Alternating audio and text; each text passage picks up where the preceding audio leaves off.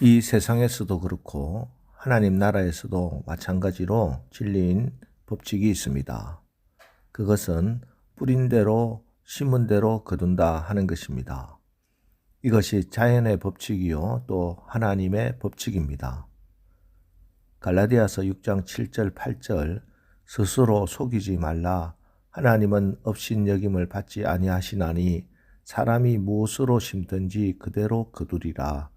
자기의 육체를 위하여 심는 자는 육체로부터 썩어질 것을 거두고 성령을 위하여 심는 자는 성령으로부터 영생을 거두리라.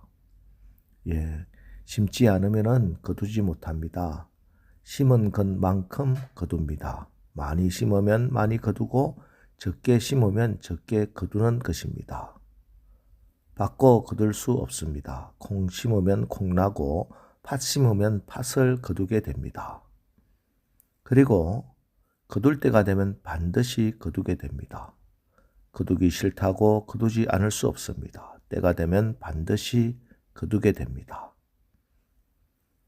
오늘 거둘 때가 되어서 각자 자기가 심은 것을, 자기가 뿌린 것을 거두는 모습을 우리가 보게 됩니다. 2절 시드기야의 제11년 넷째 달 9째 날에 성이 함락되니라. 예루살렘이 함락되매 결국 예루살렘 성이 무너져 내렸습니다. 예루살렘이 어떤 곳입니까? 하나님께서 430년 동안 애굽에서 종살이하던 노예들을 모세를 세워서 출애굽하게 하셨습니다. 그리고 여호수아를 세우시고 약속의 땅 가나안 땅에 들어가게 점령하게 인도해 주셨습니다. 그곳에서 다윗을 세우고 예루살렘을 수도로 정하고 하나님의 신정 통치가 시작되었습니다. 솔로몬 때 예루살렘에 하나님의 성전이 세워졌습니다. 그래서 하나님의 백성들은 성전을 중심으로 예배 생활을 했고 성전에서 하나님을 만나고 예배 드렸습니다. 그런데 솔로몬 말기 때부터 우상을 숭배하기 시작했고 결국 나라는 반으로 쪼개집니다. 북이스라엘과 남유다로 나뉘어졌습니다. 하나님의 심판을 받아 북이스라엘은 아수르에 망했습니다. 그리고 이제 남유다도 결국은 바벨론에 의해서 함락됩니다. 참으로 슬프고 고통스러운 일입니다. 그런데 이런 일의 마지막 책임을 져야 할 왕이 어떤 행동을 하고 있습니까?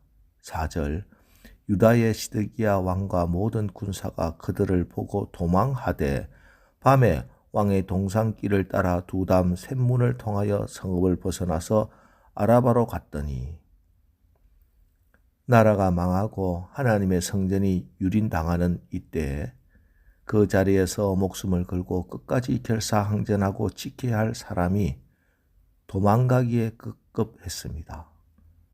그래서 하나님께서는 이 사람의 마지막을 어떻게 하시는가?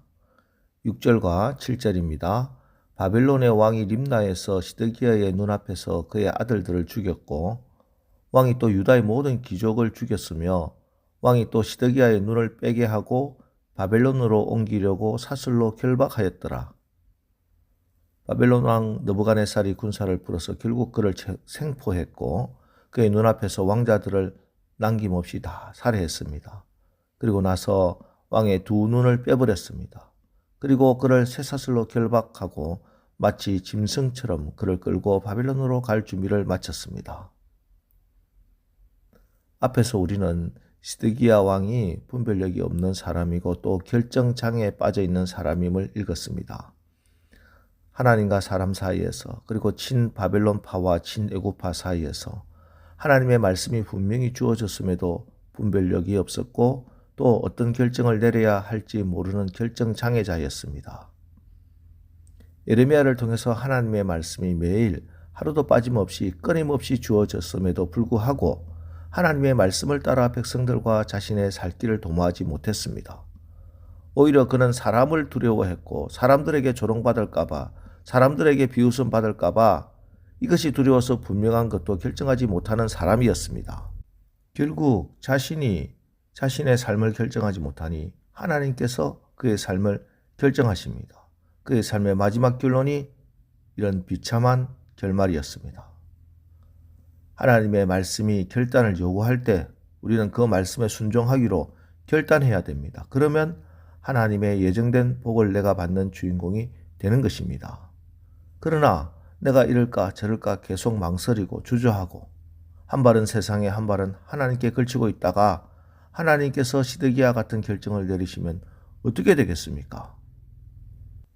반면에 우리가 하나님께서 원하시는 선한 자리에 서고 우리에게 주어진 그 시간에 선한 것을 심을 때 때가 되면 하나님이 100배, 60배, 30배 선한 열매를 거두게 하십니다. 보세요. 11절, 12절입니다.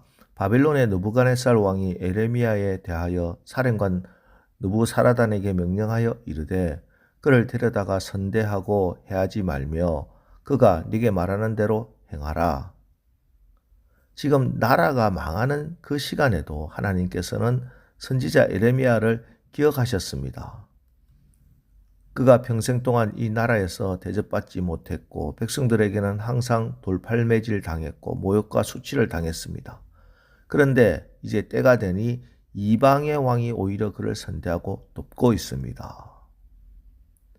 자, 그리고 또 한 사람, 에레미야는 선지자여서 그렇게 선대를 받는다 할 수 있지만 그러나 또 한 사람, 우리가 전혀 기억하지 못한 한 사람이 하나님의 기억하신 바가 됩니다. 15절, 16절입니다. 에레미야가 감옥들에 갇혔을 때 여호와의 말씀이 그에게 임하니라.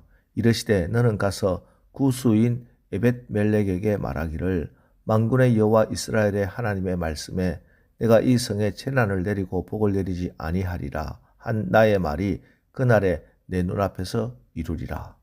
그리고 18절에도 내가 반드시 너를 구원할 것인즉 네가 칼에 죽지 아니하고 네가 노략물같이 내 목숨을 얻을 것이니 이는 네가 나를 믿었음이라 여호와의 말씀이니라 하시더라. 구스 사람 에벳멜렉. 자, 이 사람이 어떤 사람인가? 38장에 보면은 에레미야가 사람들에게 매를 맞고 모욕과 수치를 당하고 진창에 빠졌을 때 성 안에는 떡이 떨어져 진창에 그대로 두면 죽을 수밖에 없었을 때 구스 사람 넷이 에벳멜렉이 왕에게 가서 에레미야를 살려달라고 간청하고 애걸했던 그 사람입니다. 그는 이방인이었습니다. 그리고 넷이었습니다. 넷이는 사람 취급받지 못하고 성전에도 출입 못하는 사람입니다. 자, 그럼에도 불구하고 이 심판날 마지막 날에 하나님은 이 사람 에벳멜렉을 기억하고 계십니다. 하나님이 그를 건지고 생명의 구원을 얻게 하십니다. 왕이었던 시드기야의 마지막과 넷이었고 이방인이었던 에벳멜렉의 마지막을 비교해 보시기 바랍니다. 악을 심고 악을 뿌린 자와 선을 심고 선을 뿌린 자의 끝이 이렇게 다릅니다. 오늘 우리에게 주어진 시간이 있고 공간이 있습니다. 사람들과의 관계가 있습니다. 오늘 하루 우리가 선을 심으시기 바랍니다. 하나님 나라에 영원히 기억될 그런 것들을 뿌리시기 바랍니다. 그래서 때가 되면, 때가 차면은 그 열매들을 풍성히 거둬서 하나님께 영광을 돌리는 우리 모두가 되기를 주님의 이름으로 축원합니다. 기도하겠습니다. 하나님, 우리 하나님은 반드시 심은 대로 거두게 하시고 뿌린 대로 열매 맺게 하심을 오늘 말씀을 통해서 다시 한번 깨닫게 하십니다. 오늘 주님이 우리에게 허락하신 시간과 공간들, 사람들의 관계와 물질들 모든 것에서 우리가 선을 심고 하나님 나라의 씨앗을 뿌리게 하사 때가 되면, 때가 차면 그 열매들 풍성히 거둬서 하나님께 영광을 돌리고 더 큰 복을 받아 누리는 우리 모두가 되게 하옵소서. 예수님의 이름으로 기도합니다. 아멘. 자, 이제 오늘 말씀을 붙들고 주여 오늘 하루도 우리가 공의로우신 하나님 앞에서 살면서 선한 것을 뿌리고 심어서 선한 열매를 거두게 하옵소서. 우리 합심해서 기도하고 나가겠습니다. 우리 기도하겠습니다.